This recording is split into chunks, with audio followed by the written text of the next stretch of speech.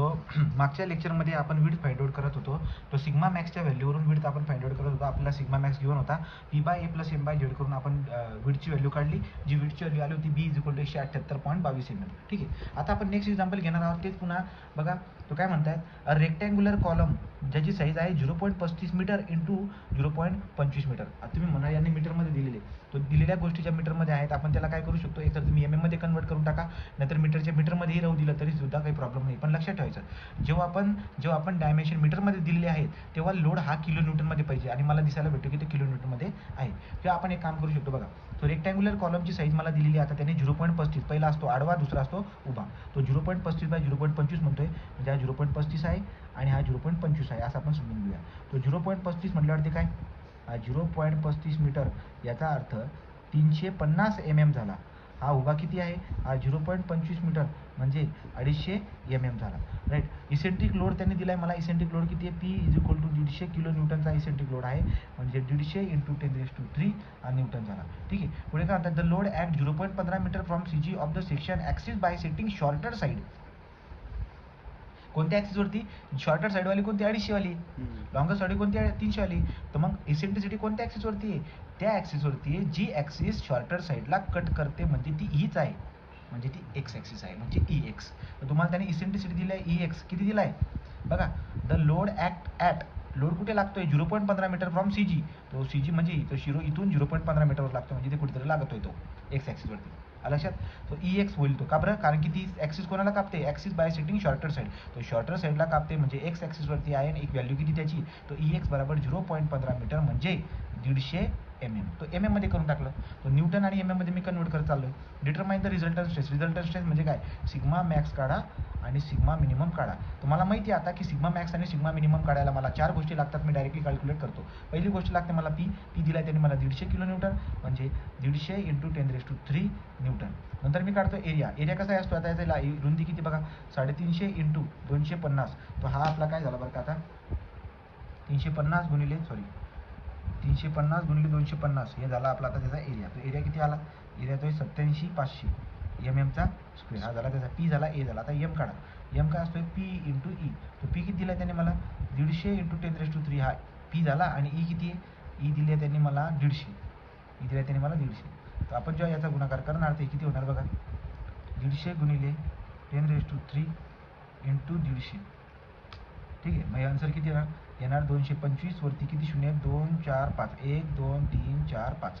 तो हे आपल्याकडे 5 शून्य दिसायला भेटतात. हा झाला न्यूटन MM मध्ये. ठीक आहे. किंवा तुम्ही ENG बी केलं असं तरी चाललं असतं. म्हणजे ENG म्हणजे कसं म्हणतो मी, हे बघा, ENGचं बटन दाबला का किती येईल, ते येईल 22.5 × 10⁶ न्यूटन × MM मध्ये. हा झाला तुमचा M, हा झाला A. ठीक आहे. हा झाला P. आणि त्यांनी आपल्याला EX दिलाय, म्हणजे तुम्हाला काय काढायची गरज पडते, ZYY. आणि ZYY काय असतो, DB²/6. चौकोनी ना तो, म्हणून. ठीक आहे. तो D किती दिलाय बघा, D दिलाय त्यांनी मला 250. B दिलाय त्यांनी, ज्याला कापतोय तो B किती आहे, 350, त्याचा स्क्वेअर /6. हा तुमचा Z येऊन जाईल. तो 250 × 350चा स्क्वेअर /6. ठीक आहे. याचा आन्सर जर आपण काढायला गेलो ENG करून, तर ते येत आहे 5.104 × 10⁶ mm³. हा झाला ZYY. तो P झाला, A झाला, M झाला, Z झाला. आता आपण काय काढणार, आपण काढणार आता सिग्मा मॅक्स. तो सिग्मा मॅक्सचा फॉर्म्युला काय असतो, P/A, अशी उभी रेष मारून देऊ, P/A + M/Z. तर Pची व्हॅल्यू किती आहे, Pची व्हॅल्यू आहे 150 × 10⁻³ A किती आहे, Aची व्हॅल्यू आहे 87,500 प्लस Mची व्हॅल्यू किती आहे, Mची व्हॅल्यू आहे 22.5 × 10⁶ झेडची व्हॅल्यू किती आहे, Z आहे 5.104 × 10⁶.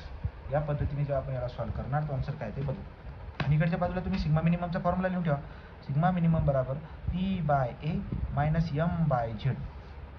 सो P/A 150 × 10⁻³ A आहे 87,500 मायनस 22.5 × 10⁶ 5. कुठे गेलं ते, 5.104. हे बघा, ही झेडची व्हॅल्यू 5.104 × 10⁶. ठीक आहे. तो असं लिहून ठेवा. कॅल्क्युलेटरमध्ये इकडची बाजू गेली का इकडची ऑटोमॅटिक येऊन जाते, फक्त तुम्हाला मायनस चिन्ह बदलायचं राहतं. ठीक आहे.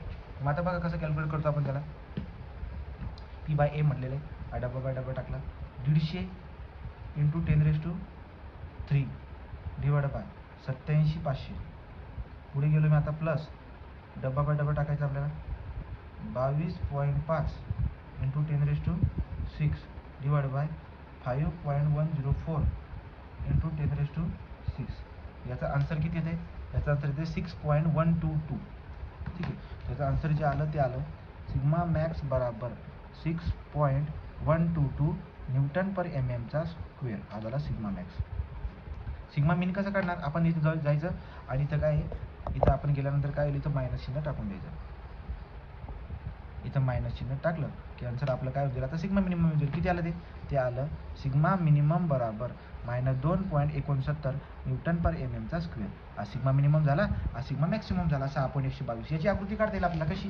हे बघा, ती जी डायग्राम बनली होती या पद्धतीने म्हणजे बघा, इकडच्या बाजूला लोड लागत का कुठेतरी, इकडे जर का लोड लागतो, जिकडे लोड असतो तिकडे सिग्मा मॅक्स असतो. सिग्मा मॅक्सची व्हॅल्यू किती काढली तुम्ही? सिग्मा मॅक्स आलाय 6.122. तो 6.122 इकडे 6.122 न्यूटन पर mm चा स्क्वेअर.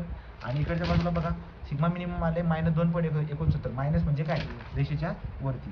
तो आहे 2.69. तर तुम्ही जेव्हा याला जॉईन करणार यापर्यंत हा येईल प्लस, हा येईल मायनस. ही आपली डायग्राम होऊन जाते. डायग्राम ती आपण काढून टाकली.